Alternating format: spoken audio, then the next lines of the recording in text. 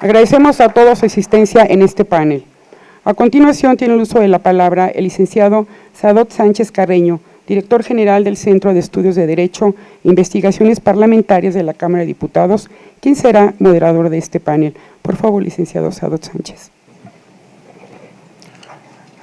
Muy buenos días, tengan todas y todos ustedes. Con el permiso del señor diputado César Camacho, presidente de la Junta de Coordinación Política, saludamos a los señores coordinadores de los grupos parlamentarios y a los diputados que los representan, así como a las señoras y señores legisladores. De igual manera, le damos la bienvenida a los servidores públicos de esta Cámara, así como a los directores de los centros de estudio de la misma. Sean bienvenidas todas y todos ustedes. La Cámara de Diputados, a través del Centro de Estudios de Derecho e Investigaciones Parlamentarias, inicia el día de hoy los actos conmemorativos del centenario de la Constitución de 1917. La Constitución nos une. El centenario de nuestra Carta Magna propicia reflexionar sobre nuestra vida como nación.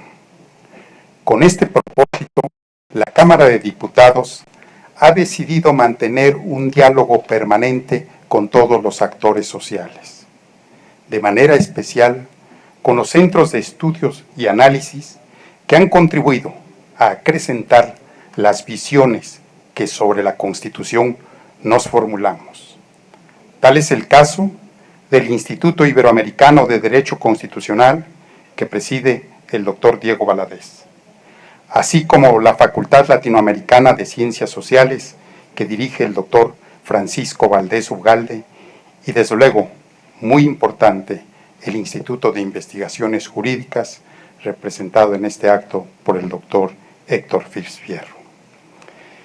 El centenario de la Constitución de 1917 no es un límite, ni menos una frontera, sino la oportunidad para que con una mirada renovada repensemos cómo el proyecto de nación que le da forma y contenido a la Constitución responde con eficacia los anhelos y las exigencias de nuestra sociedad cambiante.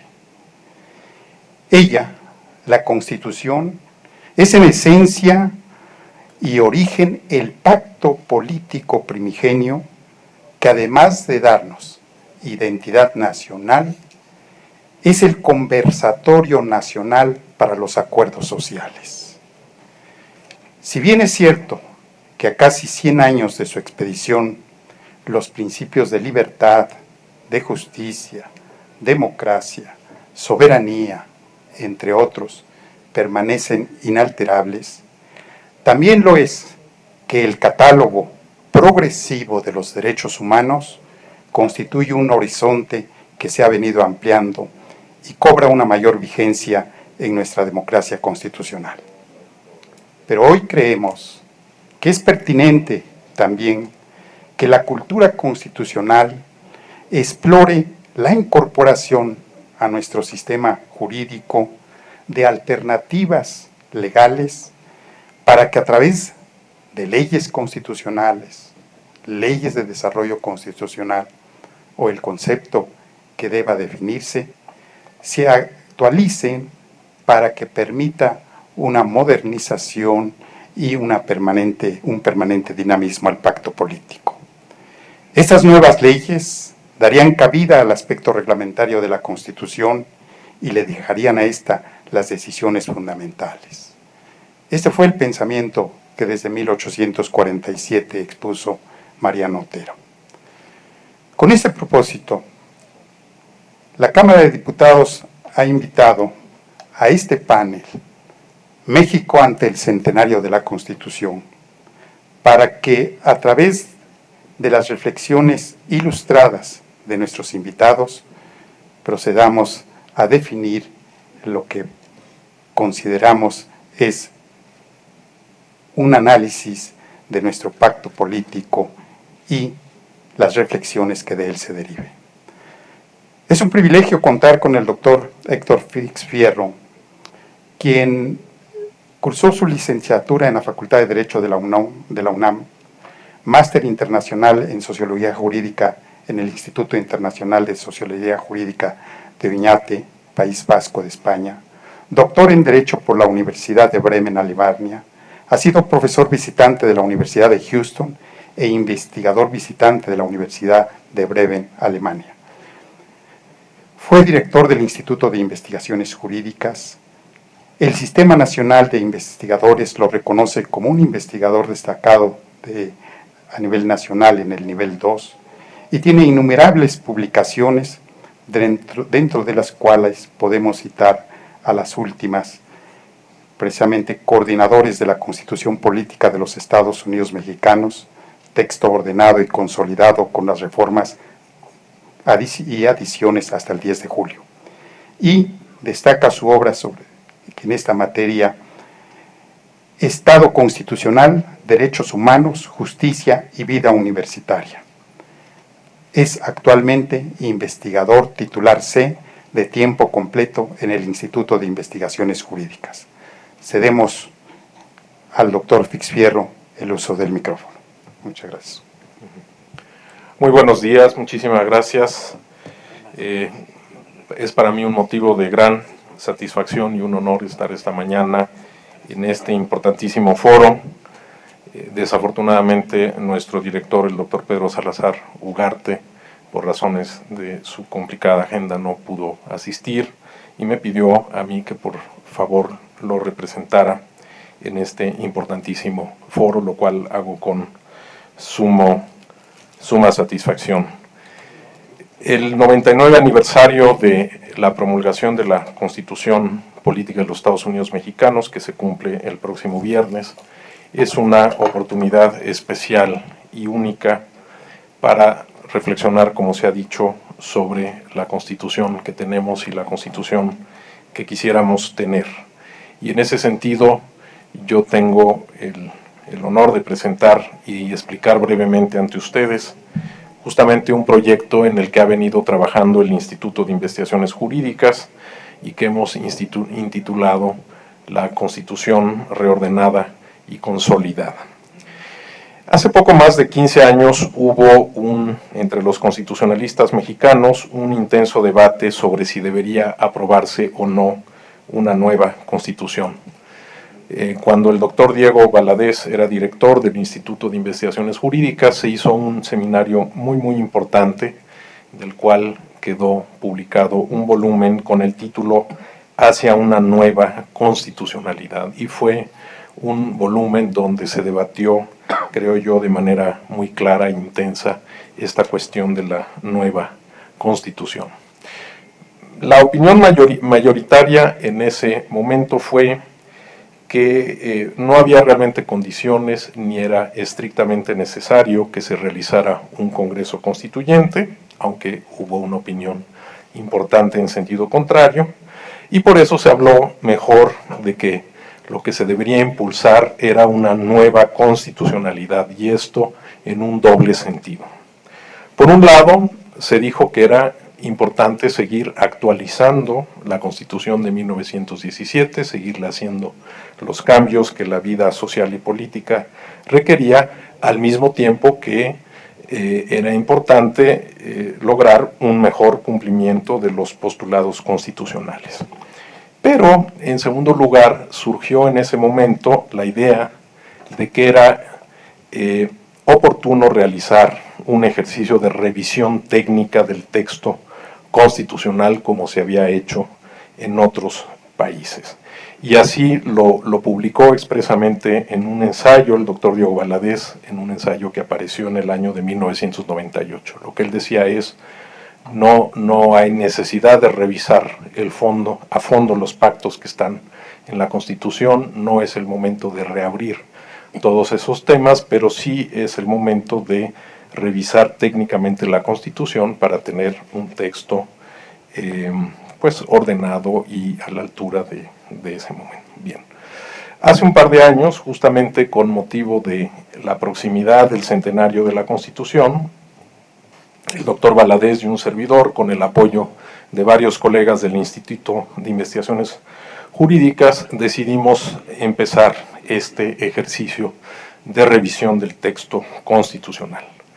Y afortunadamente el año pasado la Cámara de Diputados, a través del CEDIP, se interesó y nos pidió que hiciéramos el estudio completo, para lo cual se firmó un convenio. Entregamos una primera versión en mayo del año pasado, se publicó, y acaba de aparecer una segunda versión, también con el apoyo del editorial del Senado de la República, donde se incluyen las últimas reformas del año de 2015. Las de la semana pasada, pues todavía no las hemos podido incluir, pero ya estamos trabajando en ello. Bien. Nosotros pensamos que nuestra propuesta en este momento no solo es conveniente, sino que se ha vuelto indispensable, y esto por dos razones. Por un lado, con cada reforma que se ha ido haciendo, se han ido haciendo más evidentes los defectos técnicos del texto constitucional. Y esto, por supuesto, no es deliberado de ninguna manera, simplemente que, como se han ido haciendo acuerdos parciales, que han ido haciendo los cambios en la Constitución, y cada uno de esos acuerdos y esos cambios pues son limitados, no ha habido la oportunidad de hacer una revisión de conjunto, que eso es lo que nosotros estamos proponiendo. El texto ha ido creciendo de manera muy evidente. Al día de hoy la Constitución tiene 3 veces la extensión que tenía la Constitución de 1917, y parte de ese crecimiento se debe a que se han puesto en el texto constitucional pues muchos elementos detallados que son importantes para el acuerdo político, pero que de alguna manera hacen mucho más difícil el acceso y el manejo del texto constitucional.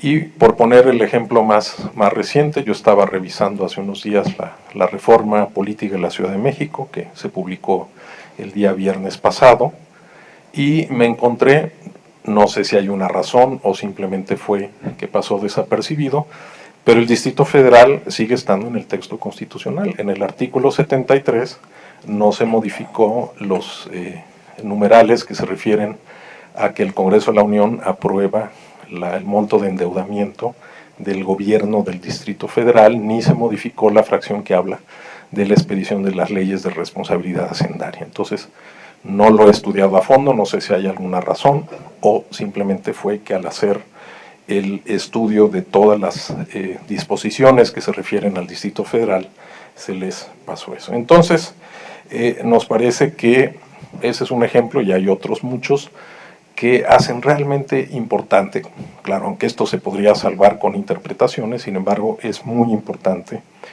revisar la Constitución.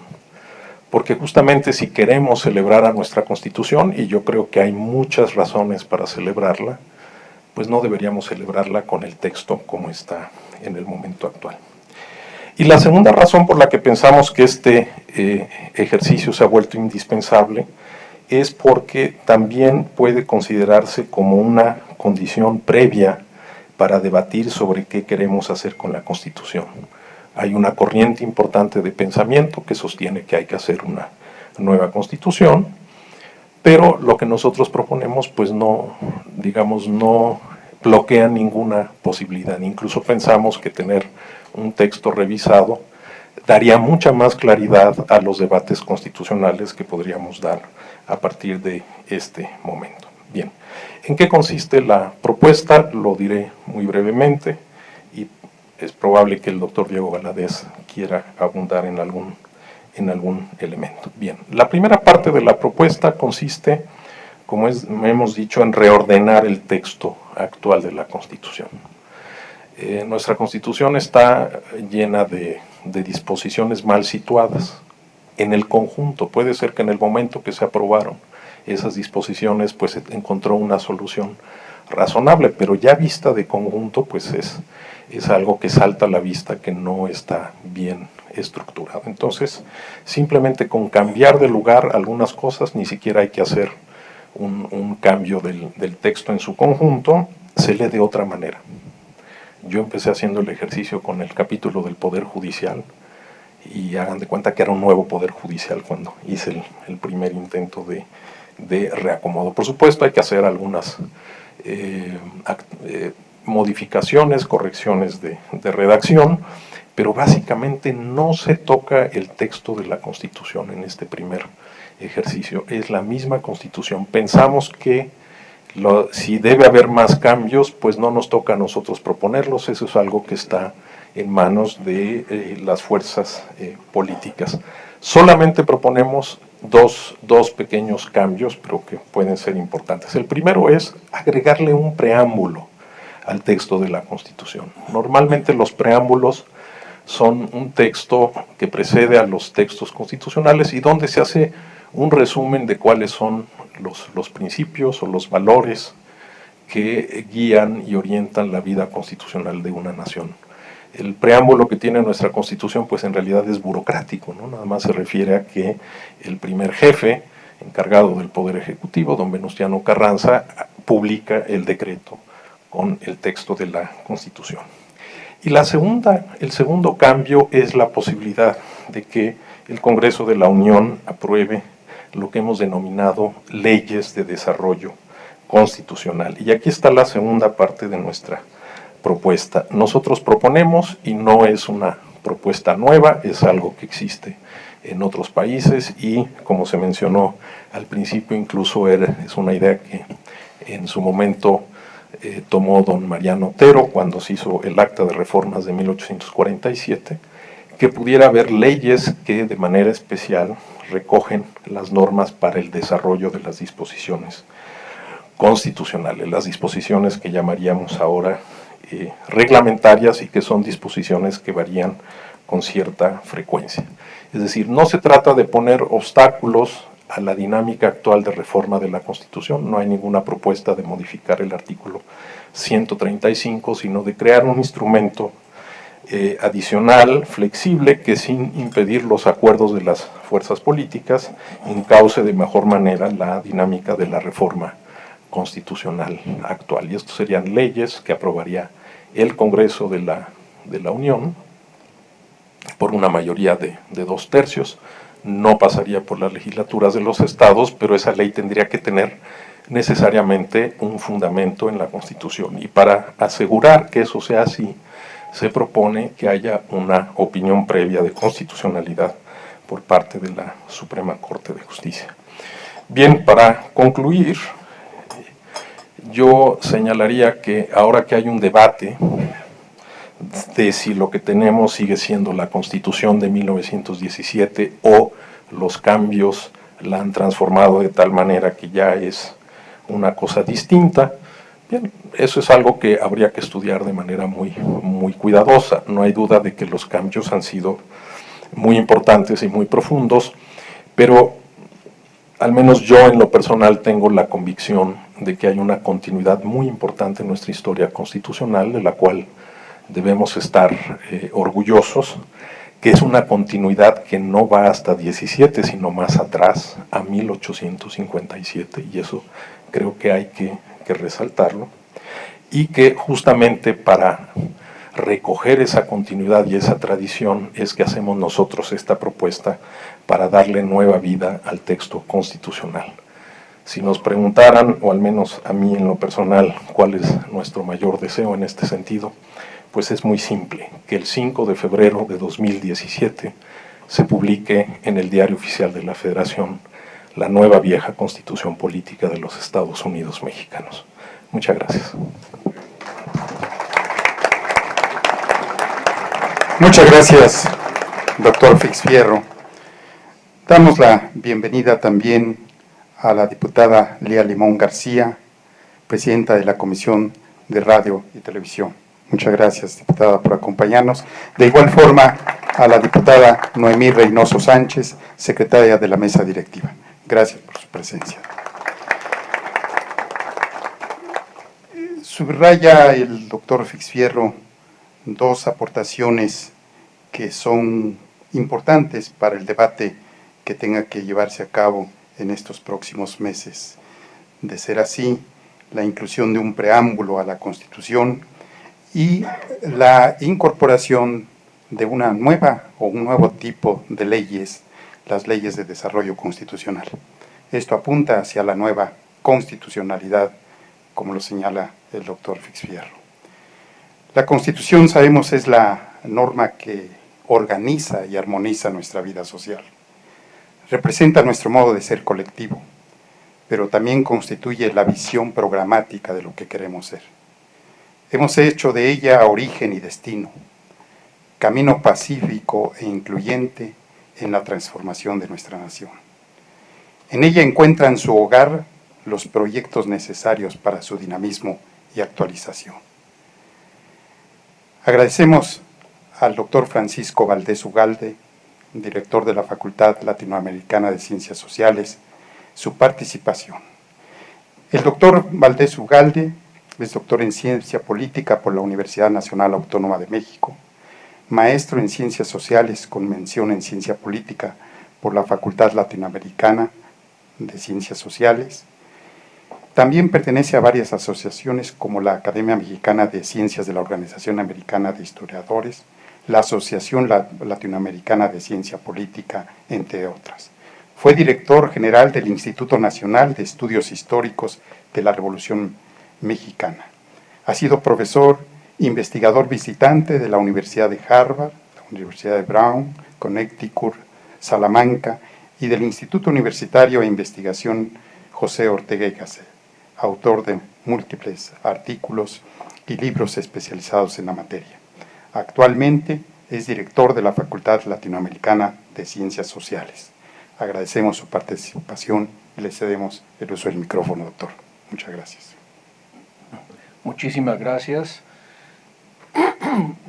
En primer lugar, quisiera agradecer la invitación a participar en este foro tan importante y que inaugura un proceso de discusión o continúa con nuevos bríos, un proceso de discusión sobre nuestra constitucionalidad, nuestra constitución, nuestra Carta Magna. Creo que es un debate de la mayor importancia, que lo estamos haciendo en la víspera de los 90 años de la promulgación de la Carta Magna, de los 99 años de promulgación de la Carta Magna, y al borde de llegar a los 100 años, en que el año próximo la Constitución, si la consideramos como una Constitución en continuidad desde entonces, cumplirá 100 años. Hay varias formas de abordar una historia constitucional y su actualidad. Yo soy politólogo, entonces no me queda más remedio que asumir esa visión del tema, y por supuesto que esta es una visión que selecciona ciertos aspectos del desarrollo constitucional y de la suerte que la Constitución ha tenido en el desarrollo y cambio político de México. Creo que entre las formas en que la Constitución puede ser vista, desde luego hay una muy tradicional, que es la épica o epopéyica, en donde la Constitución es vista como receptáculo de las gestas de un pueblo, y que tiene pues una fórmula discursiva o una serie de fórmulas discursivas que van del elogio a la denostación en función de cómo los discutidores o los deliberantes se sienten o no representados en esa epopeya histórica. Desde luego están los enfoques filosóficos, los enfoques jurídicos y jurídico-técnicos, como el que nos acaba de exponer el doctor Fix, y que creo que es una sin duda y dimensión indispensable. El ordenamiento, la consistencia y la coherencia interna de un texto constitucional es fundamental en su aplicación y en su interpretación. Y existe, entre otras, también pues la científico-política o la política, que trata de ver en las constituciones más bien la forma en que se ordena el régimen, en que se elabora y constituye y evoluciona el Estado, y en el que las distintas fuerzas políticas que están presentes a lo largo de distintas etapas de la historia influyen en la interpretación, en la realidad y desde luego en el texto constitucional. Y para mí, por mi deformación profesional, este es el punto de entrada que debo elegir. Y elijo este último punto de entrada para fijar de manera muy breve y esquemática lo que considero han sido tres paradigmas políticos que la Constitución ha contenido desde 1917, que en cierta medida son sucesorios entre sí, en cierta medida son contradictorios entre sí y en cierta medida, digámoslo así, se pisan los unos a los otros, cada uno de estos tres paradigmas, al no corresponder necesariamente con una transformación radical del texto constitucional y el olvido del anterior para la fundación de una nueva. Esto no significa que yo prefiera una nueva constitución desde la tabula rasa, de hacer, digamos, tabula rasa de la constitución hoy existente. Soy bastante escéptico respecto de la bondad de los métodos para atacar el tema de la transformación constitucional, escéptico en el sentido de que no considero, por ejemplo, la llamada a un constituyente como una panacea. Para eso se tienen que crear ciertas condiciones, y lo que habría que ver es cuáles son las condiciones en este sentido, y permítanme la apostilla, para hacer un ordenamiento, una evolución y un ajuste de nuestra Constitución hoy en día para adecuarla lo mejor posible a las condiciones, necesidades y visión de futuro del país. Entonces no parto de una preconcepción respecto de cómo se tiene que hacer un ajuste o un cambio. Nosotros hemos conocido la fórmula del poder constituyente o del método de reforma de la Constitución a través de los poderes constituidos en el Congreso General y en las legislaturas de los estados, y desde luego pues, esta es una fórmula que por ahora dudo que pueda ser alterada de manera significativa, considerando el equilibrio de las fuerzas políticas. Pero vuelvo al punto para referirme a la primera, al primer paradigma político referido.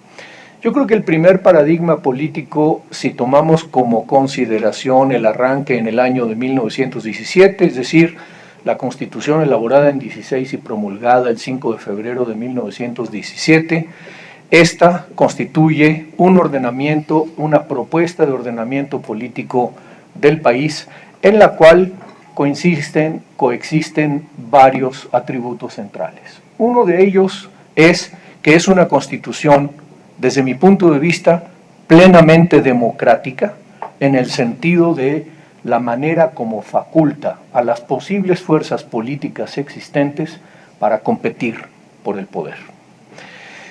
Con la propuesta de un Estado social en ciernes, a través de lo que hemos conocido como el contenido social o los preceptos sociales de la Constitución, fundamentalmente las leyes del trabajo, la regulación o la transformación del mundo agrario, la reforma agraria que está contenida y que luego va a ser realizada posteriormente en los años 30 de manera culminante, y que supone de alguna manera esta constitución democrática un Estado social. Creo que hay en el origen de este paradigma político esa combinación.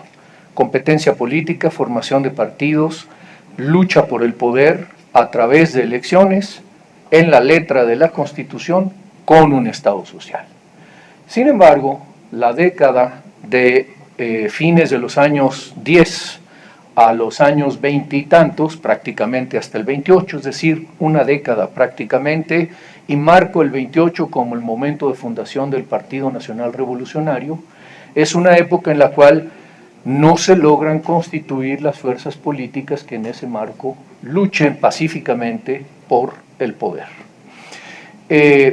Hay muchas razones por las cuales esto se explica, los historiadores lo han hecho, los politólogos lo hemos hecho, hemos descrito la manera como los triunfadores de la revolución, de así llamada Revolución Mexicana, que obviamente no fueron todos, por eso a veces en los textos de historia patria, en las escuelas primarias, nadie entiende absolutamente nada, porque no se sabe quién estaba contra quién y no se da fe estricta de quién asesinó a quién.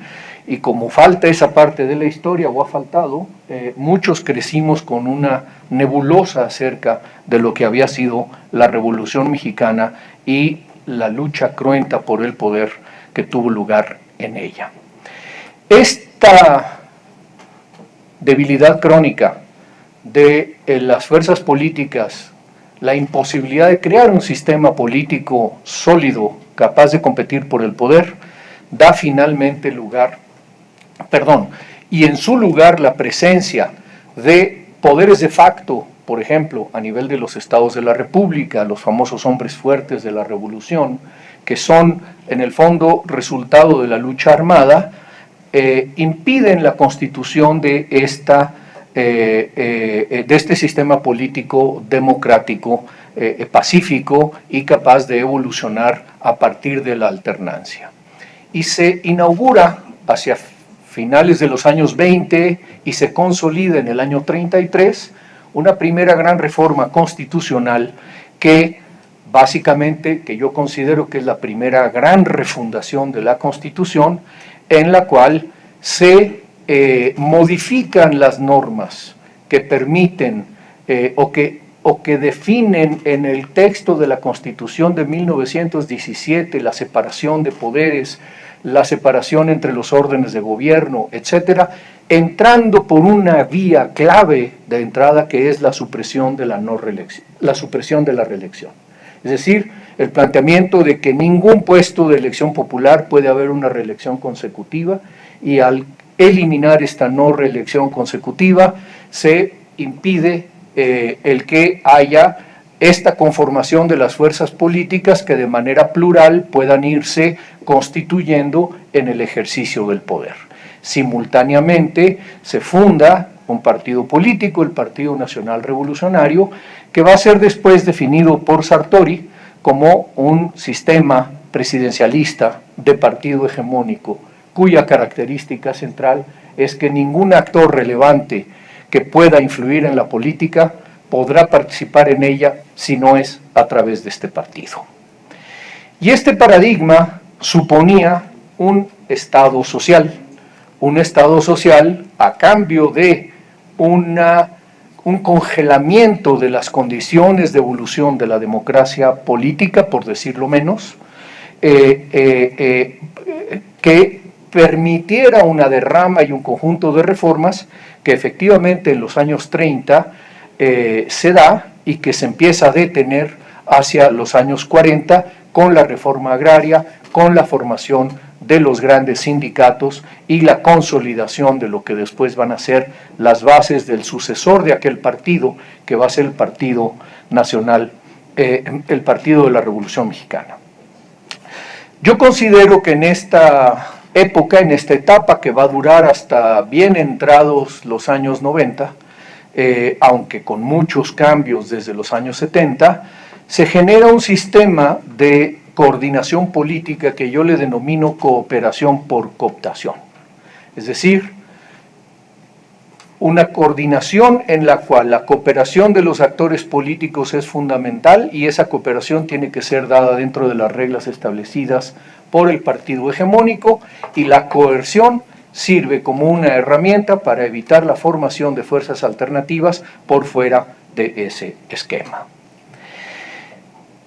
Como este esquema se desgasta, y no voy a detenerme aquí en la historia que va desde los años 30 hasta los años 60 bien entrados, y se desgasta porque el país se transforma y porque cada vez es más difícil de contener en esas mismas estructuras políticas al conjunto de los actores, se inicia la emergencia de un tercer paradigma, que es el camino al pluralismo político. Y aquí aparece una segunda refundación constitucional en lo político, que es la democracia pluralista, que inicia su desarrollo en México a partir de finales de los años 70, con la introducción en este recinto legislativo del principio de representación proporcional que se hace extensivo al Senado de la República y que empieza a reproducirse y reflejarse en las legislaturas de los estados. Se empieza entonces a formar un sistema de partidos y ese sistema de partidos tiene finalmente una capacidad de competir entre sí que hace ya inviable el mantenimiento del orden constitucional previo y que por lo tanto abre hacia los años 90 un cambio completo en las reglas electorales para permitir plenamente un juego electoral con todo el piso parejo para las fuerzas políticas. Sin embargo, y aquí es donde digo que un orden pisa al otro, que un paradigma sigue pisando o ensombreciendo al que le sigue, se producen una gran cantidad en esta nueva época que hoy estamos viviendo todavía, unos grandes problemas de coordinación entre poderes, de coordinación entre órdenes de gobierno, de coordinación entre partidos políticos. Cuando digo coordinación, no digo que todo tenga que ser dulce y consensual y no haya combate y lucha por los intereses distintos que refleja cada una de las fuerzas, sino me refiero a que en el orden constitucional aún no tenemos todos los instrumentos necesarios para disciplinar a cada uno de estos actores en función de un resultado colectivo deseable. Tenemos hoy, por ejemplo, en términos de coordinación entre órdenes de gobierno, una gran complejidad desde el punto de vista de la relación entre estados y federación, entre municipios y estados, entre municipios y federación. Recientemente hemos visto una gran cantidad de controversias constitucionales, por ejemplo, respecto a lo que el constituyente permanente abordará en los próximos tiempos, que es el ordenamiento potencial o posible de los mandos únicos en las 32 entidades de la República, en las 32 entidades federales, que no logran poner de acuerdo a municipios, estados y a estados y federación. No me quiero detener aquí, simplemente señalo, hay graves problemas de coordinación porque no existen los sistemas, por ejemplo, de peso y contrapeso, de veto y contraveto y de equilibrio entre lo que realizan y las facultades de gobernación, para decirlo a la antigua, entre los estados, los municipios y la federación. Un dato simplemente que me parece un dato muy duro es que el porcentaje del conjunto de los recursos fiscales que recauda el Estado mexicano, en el 90% grosso modo, sigue siendo la Federación quien los recauda. Mientras no haya recaudación en otras instancias, como lo preveía, por cierto, el artículo 115 original de la Constitución de 1917, que decía, y los municipios tomarán las medidas necesarias para proveer a las necesidades que tienen que enfrentar, y se estableció una hacienda pública que venía de abajo hacia arriba. Hoy tenemos una herencia que viene de antes, que es un gran Estado central que colecta y recolecta y distribuye y que genera un conflicto grande en cuanto a qué se distribuye y cómo se distribuye. Y un punto central, si en la Constitución del 17 y la primera reforma constitucional que cambia de paradigma político, se mantenía la idea de un Estado social, en la democracia pluralista, que yo considero incompleta, ya no hay Estado social. El Estado social sigue en las palabras, pero si nosotros vemos cómo funciona el Estado desde el punto de vista de los bienes públicos que teóricamente debería proveer, tenemos un desierto gigantesco, desde la seguridad hasta el desarrollo agrario, desde las leyes del trabajo y la protección y la previsión social hasta el problema de la pobreza y el problema general del desarrollo económico. Por lo tanto, aquí hay una pregunta: ¿es viable nuestra democracia pluralista sin volver a una fórmula renovada de Estado social? Mi respuesta es negativa y creo que ese es uno de los graves problemas que estamos enfrentando. Paso a concluir. ¿En dónde estamos? El gobierno dividido ha sido la marca más relevante del proceso político desde 1997. Desde entonces hasta el 2012 prevaleció una parálisis en la decisión político-constitucional de trascendencia. Aunque se aprobaran miles de leyes, los temas de fondo estaban atorados. Sin embargo, creo yo que el Pacto por México en 2012 empezó a superar, abrió un camino, una vía en la que es posible pensar para superar esta situación. Un gran acuerdo político transpartidario o multipartidario, capaz de poner los grandes problemas del país en la mesa y decir, ok, encontremos una forma consensuada de atacarlos.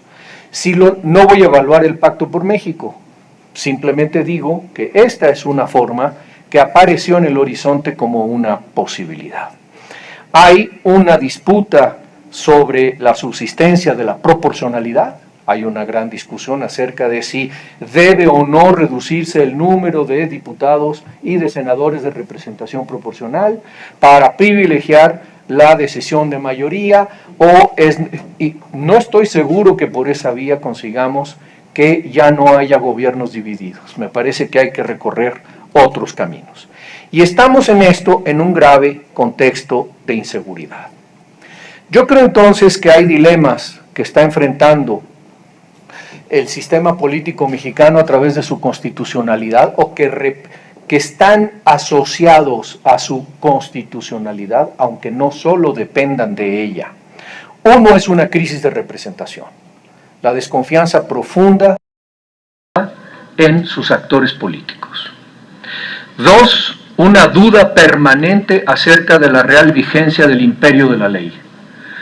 Nos llenamos siempre la boca para hablar de Estado de Derecho, pero cuando vemos la capacidad que hay algunos actores, que tienen muchos actores de colocarse por encima de la ley y salirse con la suya, estamos frente a un panorama, en mi opinión, aterrorizante y asociado al problema de la inseguridad. Tercero, ¿podemos o no podemos como Estado producir bienes públicos? Si queremos hablar de un Estado democrático, ese Estado democrático no solo debe ser electo democráticamente, debe funcionar democráticamente. Y funcionar democráticamente significa cumplir con sus responsabilidades constitucionales. Nuestro Estado hoy, por razones económicas y de otro tipo, pero principalmente económicas, y las políticas que lo inducen, no es capaz de proveer los bienes públicos que el país necesita para desarrollarse adecuada y armónicamente y hacer frente en serio a sus problemas.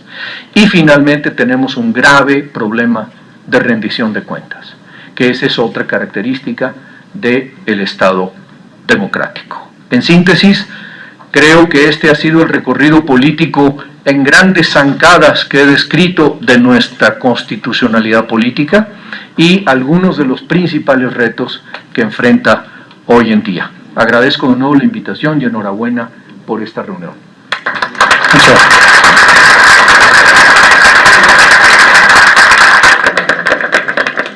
Muchas gracias, doctor Valdés Ugalde, y definitivamente enriquecedora la visión que, como usted la califica, es científico-política, del análisis que hace del contenido de la Constitución, de cómo se han ido incorporando estos tres paradigmas a lo que ha sido el desarrollo de la constitucionalidad, los problemas que enfrentamos y lo que, como usted señala, los retos que tenemos enfrente.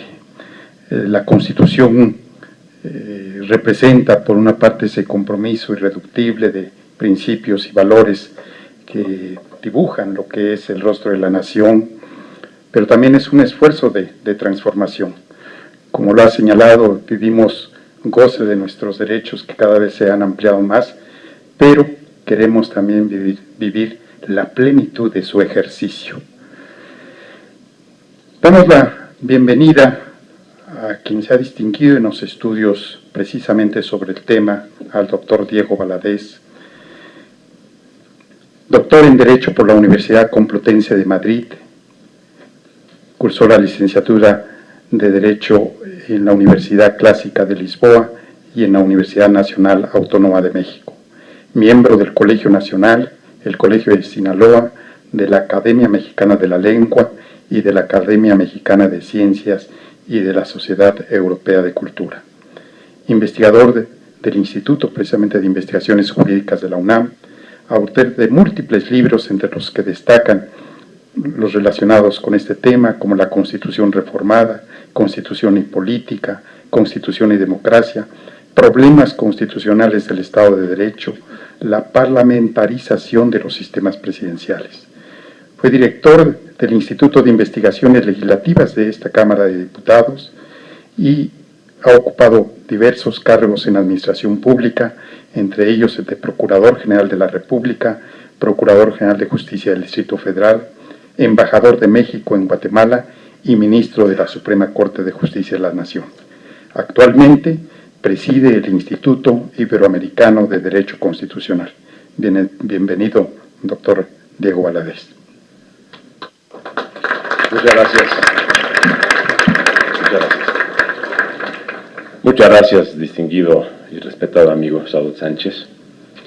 Saludo muy respetuosamente a los señores diputados, señor diputado Camacho, señoras diputadas, señores diputados, señoras y señores. La tarea que me toca después de dos brillantes participaciones es relativamente sencilla, valga la paradoja, porque ya se han planteado los aspectos importantes de la disfuncionalidad que puede tener en este momento nuestro sistema constitucional, pero también se ha planteado una de las posibles opciones para reformar el proceso de la constitucionalidad en México. Celebro estar aquí y lo agradezco muy sinceramente, porque corresponde, como lo decía el licenciado Sadot Sánchez, a esta vocación que caracteriza a nuestro sistema representativo y en particular a las cámaras federales, en cuanto a dar oportunidad para que los ciudadanos podamos ser escuchados por nuestros representantes. Por otra parte, vale la pena que tengamos muy presente el sentido de esta reunión. A mí me atrajo particularmente el que fuera designada esta deliberación sobre la Constitución como o bajo el epígrafe de la Constitución nos une, que es efectivamente uno de los propósitos centrales de cualquier sistema constitucional que tenga por objeto generar eso, cohesión social. Y esa es necesariamente la vocación que orienta a todos los sistemas democráticos constitucionales. Ahora bien, también se dice, y se nos convoca, porque estamos ante la inminencia del centenario de la Constitución. Son ya varios los centenarios que hemos celebrado, y los esquicentenarios y los bicentenarios, y vamos a seguirlos celebrando porque los episodios históricos se tienden a multiplicar y su recordación tiende a ser recurrente.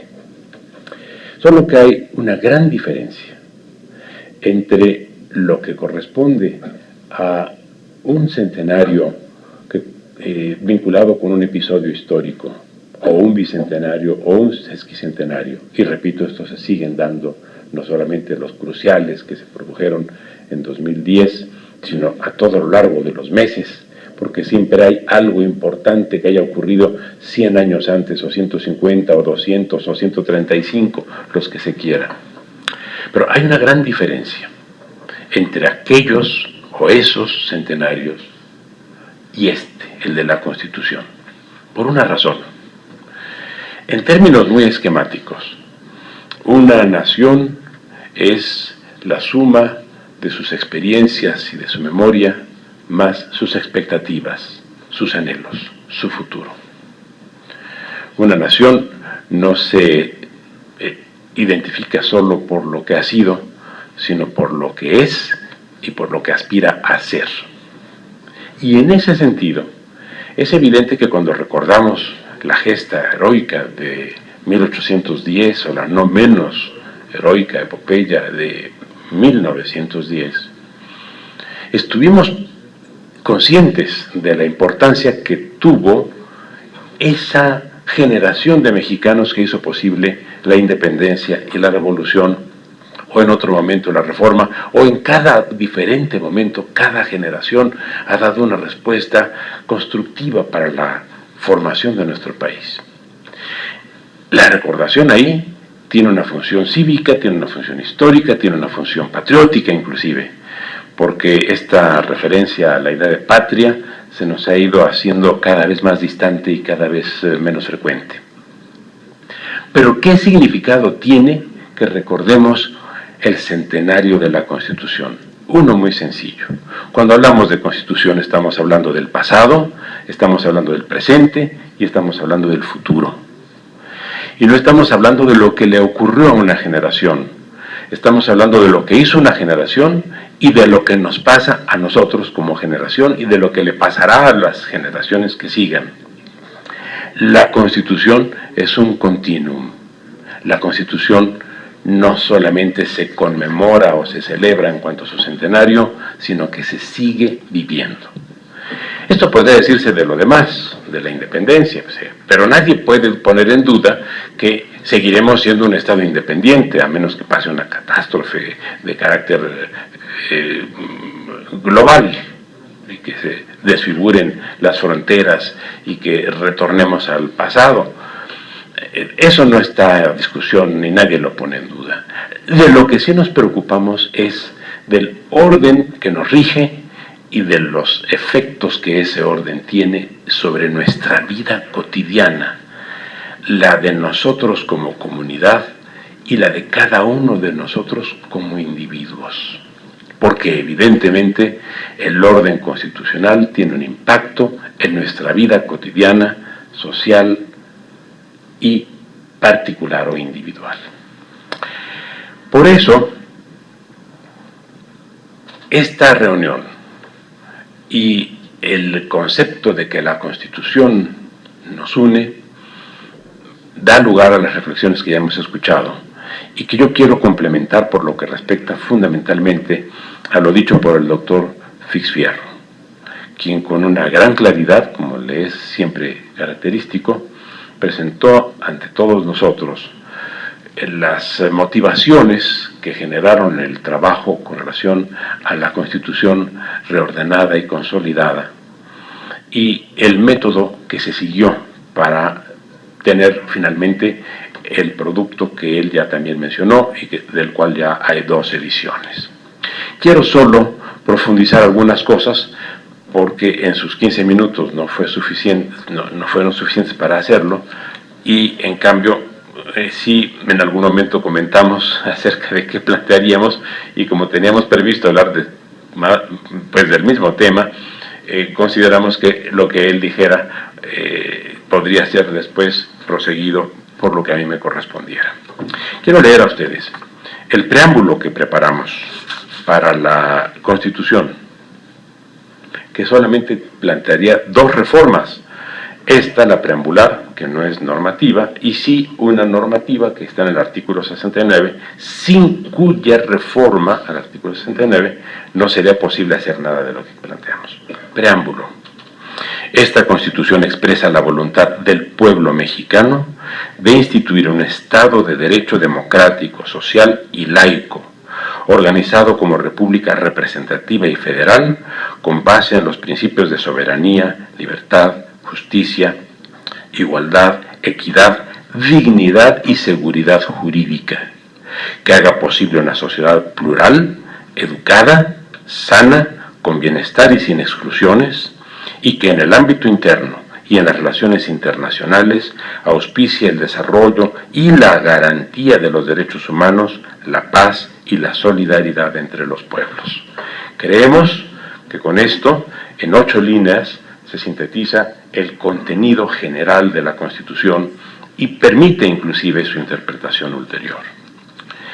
La otra adición que propusimos es a la que él se refirió para posibilitar las leyes de desarrollo constitucional. Esto quedaría inscrito en el artículo 69 con las siguientes características. 1.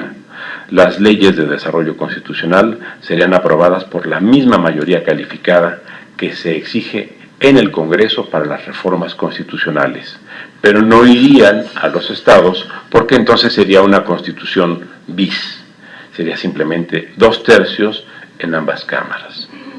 En segundo lugar, se prevé también, lo que ya mencionó el doctor Fix-Fierro, el control previo de constitucionalidad por parte de la Suprema Corte de Justicia para dar seguridad a los interlocutores que hubieran aprobado las leyes de desarrollo constitucional.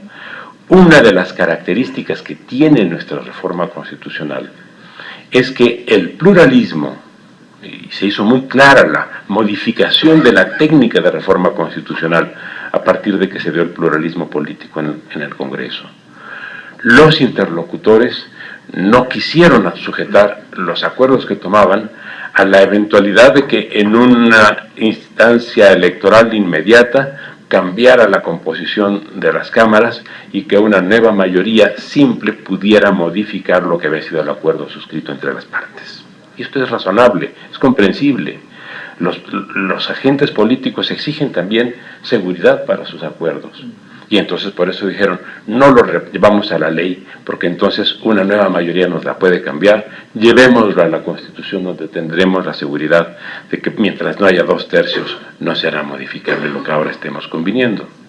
Bien, esto mismo se presenta transferido o trasladado a las leyes de desarrollo constitucional exigiendo la misma mayoría en el Congreso y planteando para no dar lugar a recursos por la vía de la defensa de la Constitución, que sea la propia Corte inaugurando en este caso lo que ya es común en otros sistemas constitucionales, el control previo de constitucionalidad. Antes de su publicación la Corte se pronunciaría. Esto consideramos que permite sortear muchos problemas. Ahora, voy a expresar muy brevemente los cambios a los que se refirió también el doctor Fix-Fierro. ¿En qué consiste esta reagrupación, esta reordenación que hicimos? Vean ustedes, en este momento el título primero de la Constitución tiene 4 capítulos. De los derechos humanos, de los mexicanos, de los extranjeros y de los ciudadanos mexicanos. El capítulo primero, amigas, amigos, es muy plausible en cuanto a su contenido. Ninguno de nosotros cuestiona los importantes avances que ahí hay, pero desde el punto de vista de su planteamiento, de su forma, es, perdonen que utilice una expresión coloquial, un desastre. Porque como parte de nuestros derechos humanos está el Instituto de la Competencia o el Instituto de Telecomunicaciones. Cualquier persona se puede preguntar, ¿y qué tengo yo que ver con el Instituto de Telecomunicaciones en cuanto a que sea mi derecho humano? Bueno, el problema era técnico y es muy sencillo de resolver. En vez de tener ahora 4 capítulos, proponemos que el título primero tenga 7 capítulos. Uno sería de los derechos humanos, donde estaría eso, los derechos humanos, y correspondería a lo que actualmente va del artículo primero al 24. Después vendrían los organismos, un capítulo que se llamaría de los organismos protectores, garantes y promotores de los derechos humanos. Y allí trasladaríamos, por ejemplo, es lo que proponemos, la Comisión Nacional de los Derechos Humanos, que está en este momento nada menos que en el capítulo del Poder Judicial en el artículo 102 de la Constitución. Entonces se le da orden. Y ahí ponemos ¿cuál otro? El INAI, que efectivamente es un medio de ejercicio de derechos humanos. Y luego un tercer capítulo del régimen económico y social de la planeación democrática. Todos hablamos de un capítulo económico, pero ese capítulo económico no existe. Son unos cuantos artículos que forman parte de los derechos humanos. Bueno, lo sacamos del concepto estricto de derechos humanos, pero dentro del mismo título primero ponemos este capítulo en donde ya están, ahí sí, telecomunicaciones, energéticos, Banco de México y por supuesto, lo más importante, el régimen de la propiedad, que es el artículo 27.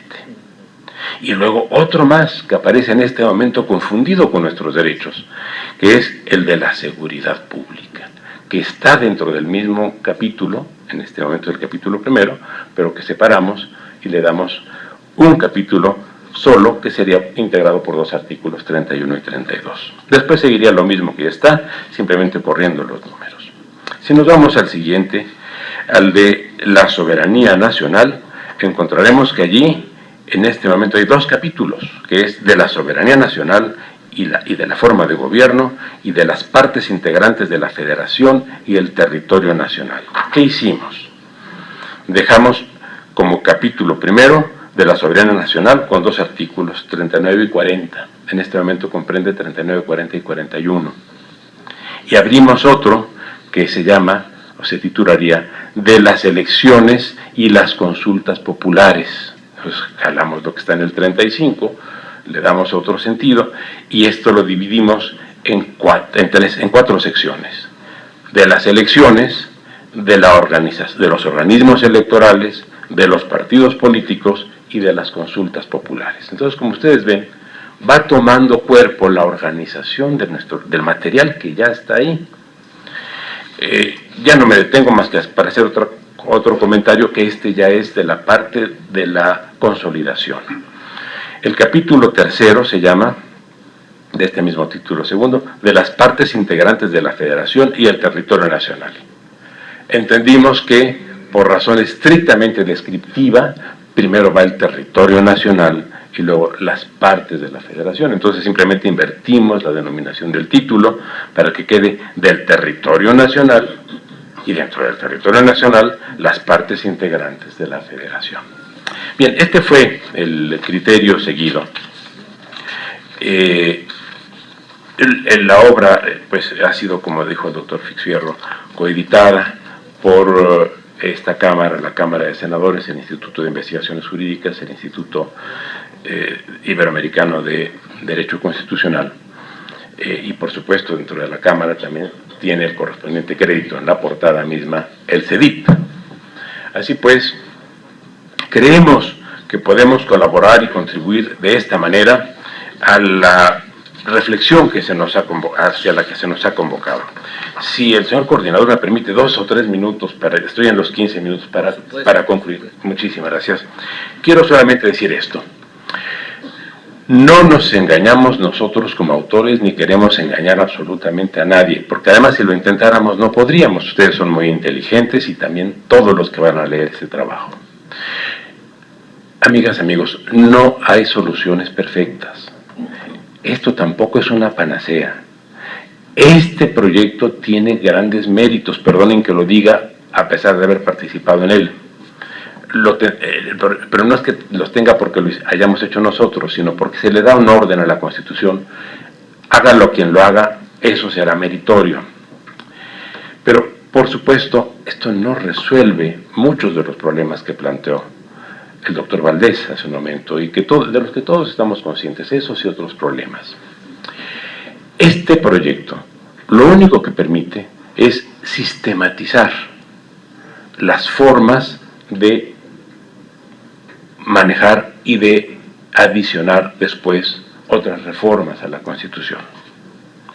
Sobre esto tuvimos muy presente un trabajo realmente deleitable y además muy orientador de uno de los integrantes de la Comisión de Constitución italiana, que además fue uno de los juristas más importantes del siglo XX, Piero Calamandrei. Él pronunció un discurso cuando se inauguró la Asamblea Constituyente Italiana en el año 47, y ese acaba de ser publicado hace un par de años, había permanecido ahí en los anales del Constituyente, y se llama Chiarezza nella Costituzione, claridad en la Constitución. Fue el discurso inaugural de este gran jurista de esa asamblea, y allí dice cómo se debe hacer una Constitución. Me atrevo a sugerir a esta Cámara y en particular al CEDIP la posibilidad de traducir este trabajo. La última parte, el último apartado se llama Legge chiare, stabile e honeste. Leyes claras, estables y honestas. como una de las características que debe tener una Constitución. Eso es lo que hemos querido hacer. Después de eso, habrá que realizar otro ejercicio, que es el de su reforma, pero creemos que por cuestión de método, lo ideal sería hacer esta adecuación sin incluir más reformas que las que proponemos con relación al preámbulo y con relación al artículo 69 y eventualmente al artículo 135, introduciendo, tal vez, eso no lo ponemos nosotros porque no quisimos introducir ningún cambio que no fuera indispensable, como son los que ya mencioné, la posibilidad de que esta reordenación fuera sometida a referéndum una vez aprobada por el Congreso y por las legislaturas estatales. Pero esa es una discusión que se tendría que tener después. Lo que consideramos es que en materia de reformas, cada uno de los presentes tiene su propio proyecto. No dudo que haya por lo menos las 60 versiones o 70 o 80 de quienes aquí estamos. Si quisiéramos discutir esas versiones al llevar a cabo este ejercicio de reordenación, el ejercicio de reordenación ya no saldría nunca. Creemos que la reordenación permitiera que después sea fácil, ya ubicando exactamente en su lugar los temas que deban ser discutidos y también precisando el nuevo método de redacción de esas reformas y de su complementación en la Ley de Desarrollo Constitucional. Perdón por haberme excedido 5 minutos, agradezco mucho su paciencia. Muchas gracias, doctor.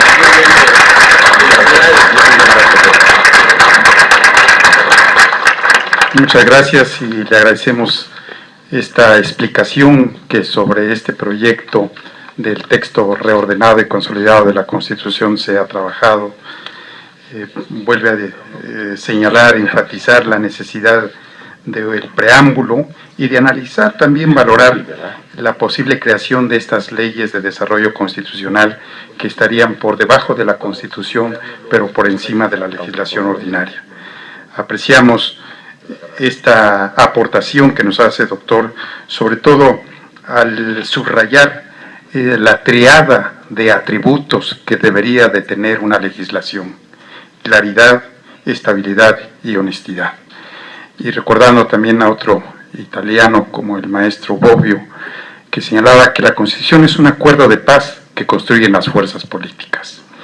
Es un modo de ser también, una unidad política y una ordenación social, suma de factores reales de poder, juego dialéctico entre el ser y el deber ser, constitución, cum statuere, establecer.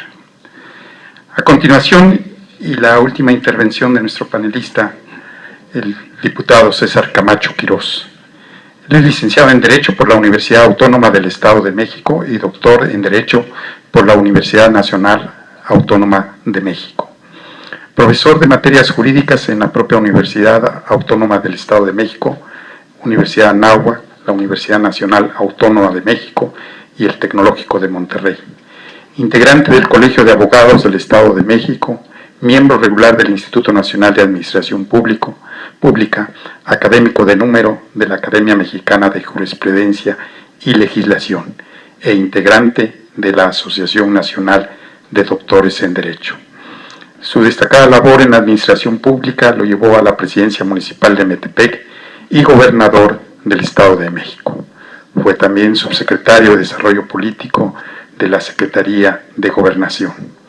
En el ámbito legislativo, integrante de la 60ª legislatura, en la que presidió la Comisión de Justicia y perteneció y ocupó la presidencia del capítulo latinoamericano de la Organización Mundial de Parlamentarios contra la Corrupción. Senador de la República en las legislaturas 58 y 59. En el año 2012 ocupó la presidencia de la Fundación Colosio y presidió el Comité Ejecutivo Nacional del Partido Revolucionario Institucional. Autor del libro La Dimensión del Control Constitucional Local en México, Los Dichos y los Hechos, columna que semanalmente aporta a un diario nacional.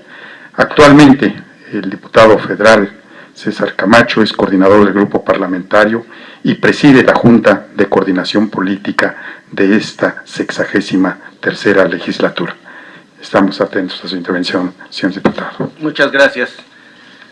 Estoy seguro que para la señora coordinadora, el señor coordinador, diputadas y diputados aquí presentes, es motivo suficiente de gratitud y reconocimiento a nuestros panelistas invitados que con la inteligencia bien conocida y con su patriotismo acerado, con toda buena fe han expresado en este panel sus puntos de vista, todos importantes y puedo asegurar bienvenidos, para que iniciemos y con el pie derecho y con un gran vigor este año preludial del centenario de la Constitución de 1917, no con una visión solamente retrospectiva, sino en un análisis sosegado, creativo, viendo para adelante a efecto de seguir haciendo de la Constitución vigente, llamémosle así, un cuerpo vivo útil, importante para los mexicanos y regulador del poder. Yo agregaría del poder democrático. Como bien se ha dicho aquí, la Constitución, o al final la vida constitucional, es un continuo. Desde ese ya lejano 1822, con un reglamento provisional político del Imperio Mexicano, y los sucesivos episodios de 1824, 36, 43, 47, 57, todos del siglo XIX, podemos advertir la vertiginosidad, la precariedad de la vida pública que por supuesto se refleja en la Constitución. Desde 57, salvo el episodio breve de otro imperio por fortuna fallido, habiendo recuperado la vigencia completa de la Constitución de 1857, no podemos olvidar que se convoca en 1916 a reformar y adicionar la Constitución del 57.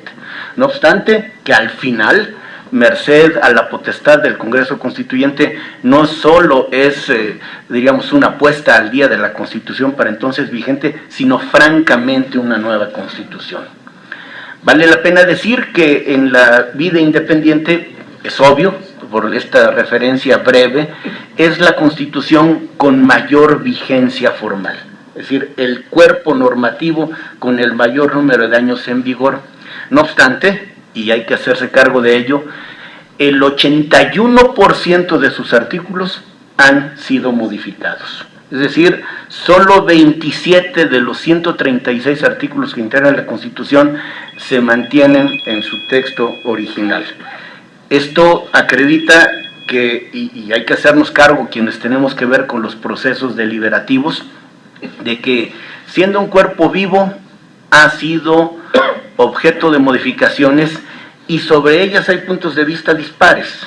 Sus detractores consideran que para un constituyente o para un constituyente resultaría un texto absolutamente ajeno a lo que discutieron y resolvieron, cosa que es, diríamos, rigurosamente cierta.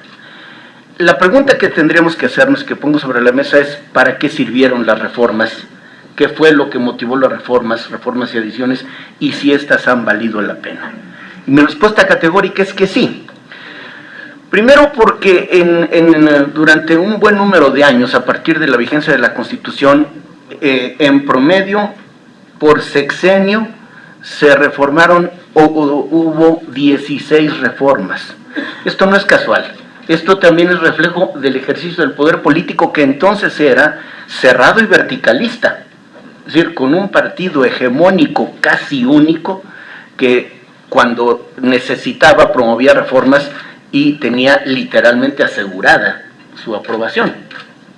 No es casual entonces que sea a partir de 1982 cuando inicia una intensa cauda de reformas y a partir de 88 mucho más, en promedio 60 por sexenio, aun cuando el de Felipe Calderón registra 110, para tener una idea, porque la numeralia ayuda para tener un diagnóstico completo. Decía yo, como pregunta en voz alta, si ha valido la pena, y mi respuesta era que sí. Justamente porque sin estas reformas no se habría, entre otras, abierto el poder político. Es decir, hay que hacerse cargo, independientemente de la conformación de las cámaras, de la irrupción de lo que entonces fueron las minorías a través de un sistema que se ha perfeccionado y que hoy es el de representación proporcional, que hace que el Congreso, de suyo diverso, sea más plural. Y esto haya enriquecido el debate parlamentario, y sin olvidar que desde 1997 ningún partido tiene mayoría en la Cámara de Diputados y desde 2000 ninguno lo tiene en el Senado de la República. No obstante todo ello, hay instituciones evidentemente importantes y llamo su atención. Empiezo por un poder judicial mucho más robusto. Alguien comentaba, de quienes han tenido el uso de la palabra, sobre las controversias constitucionales, y yo, tratando de ver positivamente, me felicito de que haya, no por el número, sino porque haya la instancia para controvertir constitucionalmente decisiones que otrora no se podían combatir, o las acciones de inconstitucionalidad, o el perfeccionamiento del juicio de amparo, o devolverle a la Suprema Corte de Justicia su conformación del siglo XIX, de tener 11 ministros en el pináculo de la Corte. Esto, entre otras cuestiones, pero llamo la atención especialmente del Poder Ejecutivo. Las principales reformas, la creación de los organismos constitucionales autónomos, independientemente de suscribir algunas de las opiniones sobre dónde están ubicados, todos han surgido como desmembramientos del Poder Ejecutivo. Es decir, originalmente los quehaceres relacionados con el Banco de México, la organización de las elecciones, los asuntos relacionados con la estadística, o el otorgamiento y revocación de concesiones eran facultades, diría yo, omnímodas, eran facultades libérrimas del Ejecutivo Federal. En consecuencia, una buena parte de esta cauda de reformas constitucionales tiene un signo, un denominador común: la redistribución del poder, lo cual, hago una apostilla, me parece correcto, me parece conveniente, porque es la respuesta del poder público a una demanda ciudadana de horizontalizar, de democratizar mucho más el ejercicio del poder y de introducir crecientes controles, echando mano de la antiquísima, casi de 4 siglos, expresión de que lo único que limita al poder es el poder mismo. En consecuencia, me parece que, lejos de percibirlo como una desventaja el hecho de haber tenido muchas reformas constitucionales, hay que acreditar su necesidad y justificar lo que en el tiempo de cada reforma ocurrió, porque el entorno de dentro, y me atrevo a decir de fuera, porque el sistema planetario o la relación planetaria resulta inevitable. Es decir, no solo hay valores que se comparten dentro de las fronteras, sino valores compartidos en el mundo occidental, y traigo a cuento 2 de reciente impulso o reimpulso: la democracia y los derechos humanos, asuntos a los que México se ha mostrado sensible y hemos avanzado institucionalmente, yo diría todos, es decir, todos los partidos. Pero toda vez que nos estamos refiriendo a la Constitución de 1917, déjenme tomar algunas de las cuestiones que aquí se han comentado para fijar una postura personal. Aquello que Carl Schmitt llamó las decisiones políticas fundamentales se han mantenido, diríamos, razonablemente estables. Es decir, haber decidido ser una república, yo no he escuchado a nadie con la peregrina idea de poder trocar en una monarquía. No hemos escuchado, aunque sí la necesidad de una redistribución del poder vertical entre federación, estados y municipios, yo no he escuchado un planteamiento que sugiera que volvamos al estado unitario central de las constituciones del 36 o del 43. No desde el inicio, pero estamos, creo yo, firmes y robustos en la decisión colectiva de ser un estado laico, de mantener la institución, no solo mantenerla, reivindicarla y tratarla con la justicia que merece, la del municipio libre. En consecuencia, manteniendo estas decisiones políticas fundamentales, mi impresión es que debemos revisar qué hacer hoy con el poder, con la organización del poder. Y haciéndome cargo por mi filiación partidaria de que durante muchas décadas era quizás la consigna soterrada, la consigna subyacente, ver qué hacer con el poder para quienes ejercen el poder. Creo que hoy tenemos que ver qué hacer con el poder desde el ámbito del ciudadano. Es decir, al final, si bien es cierto, la Constitución es la expresión jurídica del poder, yo agregaría, es la expresión jurídica del poder democrático. Cuando hablo de poder democrático, me hago cargo de que democrática debe ser la vía por la que las personas accedemos a los cargos públicos, directa o indirecta, es decir, hablo de la elección directa, que es el caso del Poder Legislativo y el Ejecutivo, y de la elección indirecta, que es el caso quizás de los ministros de la Corte, a quienes propone el presidente y ratifica el Senado y presidente de origen popular. En consecuencia, el origen, decía yo, debe ser democrático, y aquí subrayo más en la segunda parte, el ejercicio cuanto más democrático. Y un ejercicio democrático es un ejercicio transparente. Un ejercicio democrático es un ejercicio legal, o me corrijo, legalista. Es un ejercicio rendidor de cuentas. Es un ejercicio eficaz. Es un ejercicio sujeto permanentemente al control y a la verificación ciudadana. En consecuencia, el reto que tenemos es formidable, porque los fastos para la conmemoración no tienen que ver solo con loas o con veneración y culto a un objeto, sino considerando la historia constitucional, que no es sino la historia del poder, la historia de la relación entre quienes lo ejercen y quienes lo otorgan, la relación entre quienes originalmente lo detentan, es decir, los ciudadanos, para cubrir sus expectativas, para fortalecer a las instituciones, que al final son, porque son creadas por la ley, porque están soportadas en la ley, y la ley tiene que ser buena, y si no es buena hay que cambiar la ley para que lo sea.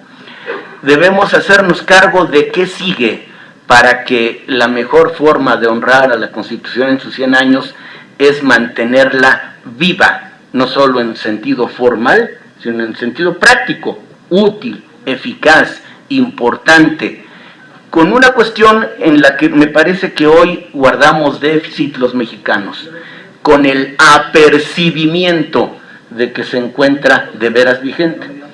En un artículo que publica justamente hoy mi querido y respetado amigo Diego Valadez, registra datos que más o menos la percepción ciudadana sobre la vigencia, la fuerza, la convicción de que la Constitución es importante y nos es útil, ha reducido sensiblemente en la percepción ciudadana. Entonces, no es responsabilidad de ellos, la responsabilidad es nuestra, hacer que haya no solo toma de conciencia en tanto registro de un dato, sino de que se perciba en la vida cotidiana que el sometimiento a la ley es correcto, porque la ley es buena, porque la ley limita el poder, y me meto al terreno que quiero, porque la ley consigna derechos humanos, no solo como prerrogativas ciudadanas, no solo como la ampliación de la esfera jurídica de los particulares, sino como limitación al poder público. Es decir, en esta doble expresión como Jano, doble cara, los derechos humanos son al tiempo un arma del ciudadano y son también un valladar, un veto, una barrera infranqueable para las autoridades, que si osan, y no exagero la nota, subvertir el orden o atentar contra los derechos humanos, no solo encontrarán la manera en que se corrija la acción, sino tendrán la sanción correspondiente. Personalmente, y lo he hecho mío o lo he respaldado incluso públicamente, al punto que me tomé la libertad de distribuir el documento, me parece de los planteamientos contemporáneos más interesantes. Es decir, yo no me inscribo en la corriente de quienes sugieren crear una constitución, sino en el balance general de la constitución vigente encuentro superávit, es decir, admitiendo déficit, advierto que en el balance hay cuestiones positivas. Haciéndome cargo, no solo como político, abogado, sino como legislador en algunos episodios, de que ha habido un abuso en el ejercicio del poder legislativo, haciendo que algunos artículos, y ahorita hay uno de moda, el 122, una vez más reformado, con de manera tan prolija, que a un artículo constitucional parece que les estamos dando trato de ley reglamentaria. En consecuencia, tenemos que huir de esos excesos legislativos para dejar en la Constitución, en este orden o en uno parecido, producto de la deliberación, lo más granado de los principios, de los valores y de las normas. Es decir, porque la Constitución, y muchos años se dijo casi ad nauseam, la Constitución como proyecto de país, es decir, la Constitución programática, sí, pero la Constitución primero tiene principios, tiene valores y tiene fuerza normativa. Es decir, no solo se trata de planteamientos de carácter general, no, al amparo de la Constitución, y los ejemplos abundan, no solo de esta Constitución, ha habido posibilidad de meter al orden a quien pretende salirse de él. Todo ello con un denominador común, que el resultado de esta deliberación libre, franca y, subrayo, bien intencionada, es decir, evitar que en ello pretenda alguien tener medro partidario, medro político, sino hacerla por México, para que mantenga su posición de vanguardia en América Latina, que la tiene, y pueda, en pie de igualdad, mantener el diálogo que se requiere en el orbe, con el norte del continente, con Europa, con el oriente, y podamos mantener valores, no sé si parezca atrevimiento, que son perennes. Es decir, la adopción de la democracia, incluso la democracia como expresión mexicana, bien consignada en la Constitución, es decir, la democracia en la versión mexicana, que no solo no choca, sino se complementa con lo que podríamos entender que es el concepto universal de la democracia. Con algo que no solo llegó para quedarse, sino tiende a profundizarse, que es el respeto y la promoción y la expansión de los derechos humanos. Y hacer que se mejore, son 2 o 3 notas y con no voy a terminar, el control del poder. Es decir, hay muchas y muy complejas formas de hacerlo, pero quizás el más depurado y el técnicamente más desarrollado, el control constitucional y control de la convencionalidad a partir o en el ejercicio de las tareas de la Suprema Corte. Es decir, hace algunos años, incluso era dogma académico, la fórmula Otero, el principio de relatividad de las sentencias de amparo. Qué esperanza que un poder atentara contra el otro, que le enmendara la plana el judicial al legislativo. Pues hoy se puede, que no es sino una expresión de avance en el control del poder. El hecho de que México le haya abierto las puertas de par en par justamente al derecho convencional, que en otro tiempo estuvo tan controvertido y que los ortodoxos del derecho expresaban una posición reacia frente a esta posibilidad, hoy es un hecho, no solo por las disposiciones constitucionales, sino por las decisiones de la Corte y por la convicción de muchos que creemos en que ese control se tiene que mantener justamente para que el adjetivo democrático en el ejercicio del poder no nos quede grande. Yo termino con una expresión de esperanza, de búsqueda, de construcción de consensos entre las fuerzas políticas, con el mundo académico, para que esperemos el aniversario, esperemos haciendo, Esperemos trabajando, esperemos intercambiando impresiones y encontrando, construyendo un espacio de neutralidad partidaria que esté por encima de visiones de coyuntura. México lo vale. Gracias.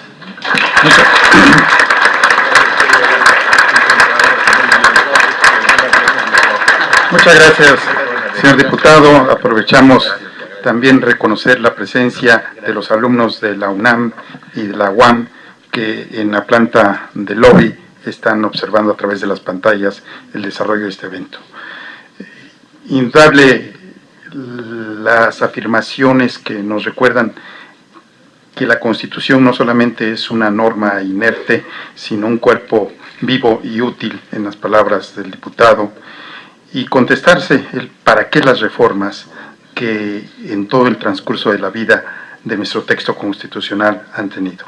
La horizontalización del poder tiene un adjetivo en este ejercicio que él señala y sobre todo destaca la aparición en nuestro texto constitucional del reconocimiento de los derechos humanos, que encuentra su texto más acabado en el párrafo del artículo primero, mediante el cual obliga a todas las autoridades, a todos a quienes detentan el poder, la obligación de promover, respetar, proteger y garantizar los derechos humanos. Con esta intervención concluimos el panel mediante el cual la Cámara de Diputados inicia estos actos conmemorativos, y es un señalado privilegio que sea aquí, en el domicilio de la ley, en donde el poder que entre los tres tiene la vocación natural de hacerse cargo de esta custodia y herencia que corresponde a la actividad legislativa, y en el que ha sido muy útil las ilustrativas reflexiones que hemos escuchado y que hoy de manera especial coincide con la visita más ilustre que hayamos tenido de nuestras invitadas. En efecto, hoy regresa a su casa, hoy está en su hogar indiscutible el texto original de la Constitución del 17. La Constitución nos une.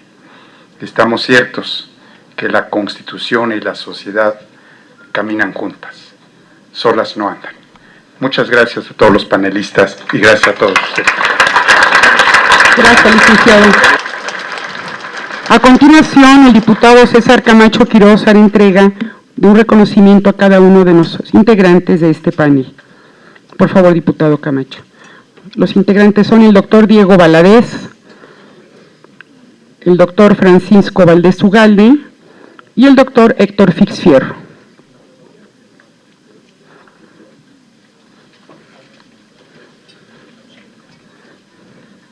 También les recordamos que los invitamos a la guardia de honor del texto original de la Constitución Política de los Estados Unidos Mexicanos a llevarse a cabo en unos momentos en el vestíbulo de la Cámara de Diputados. Muchas gracias y buenas tardes.